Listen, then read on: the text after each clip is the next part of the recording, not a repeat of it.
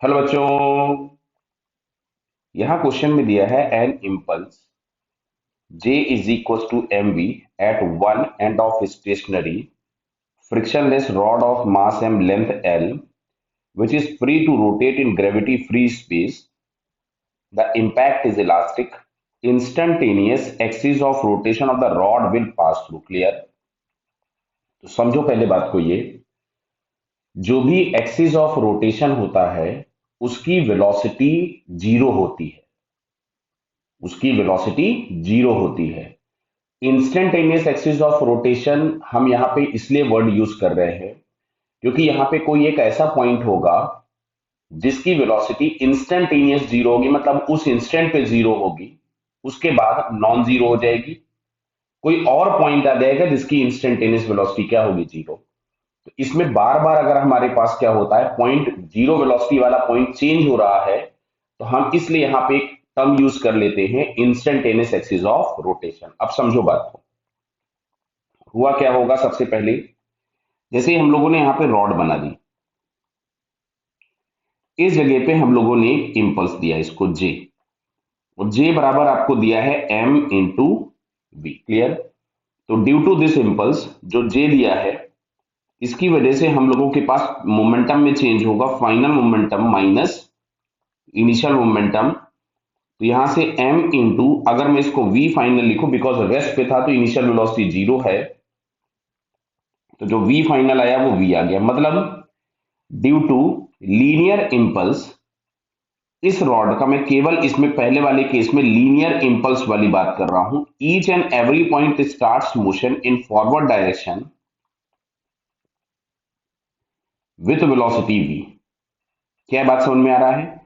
सारे के सारे पॉइंट वी वेलोसिटी से भागना चालू हो जाएंगे। ये केवल और केवल लीनियर इंपल्स का मैंने इफेक्ट बनाया। क्लियर? अब आते हैं हम एंगुलर इंपल्स पे। तो अगर हम एंगुलर इंपल्स की बात करें, तो जो यहां पे हम लोगों के पास लगा था उसको हम लोग लिखेंगे J into L by two बराबर आई इंटू ओमेगा। क्यों? Angular impulse is equal to लिखेंगे change in angular momentum. Initial velocity zero थी, तो फाइनल जो भी होगी वही हमारे पास एंगुलर वेलोसिटी फाइनल हो जाएगी। आई हो गया इसका मोमेंट ऑफ इनर्शिया। समझो बात को फिर से एक चीज, अगर कोई भी object free to rotate, free to translate होता है, तो वो हमेशा रोटेट होगा about centre of mass. Clear? तो यहां से हमने लिखा J into L by two बराबर आई, तो आई हम लोगों के पास यहाँ पे आ गया M L square by twelve into omega. Clear है?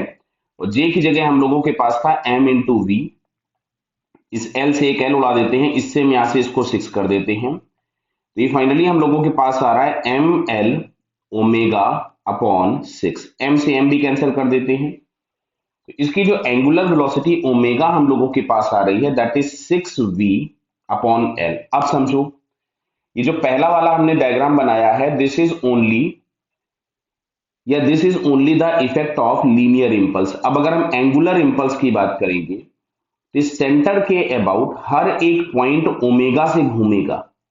मतलब ये इधर ओमेगा से, और ये इस तरीके से पॉइंट्स आपके पास ओमेगा से घूम रहे होंगे।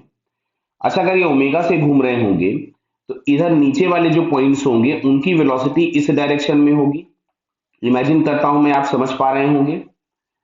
ये यहाँ पे आपके पास, और ये जो ऊपर वाले पॉइंट्स होंगे इनकी वेलोसिटी इस डायरेक्शन में होगी। देखिए मैंने वेक्टर्स भी वैसे ही बनाए हैं कि आपको बात शायद समझ में आएगी कि जो सेंटर वाला पॉइंट होगा, due to its angular impulse उसकी वेलोसिटी जीरो होगी, और जितना हम सेंटर से दूर जाते जाएंगे वैसे वैसे पॉइंट की वेलोसिटीज के मैग्नीट्यूड्स क्या होंगे, बढ़ते जाएंगे।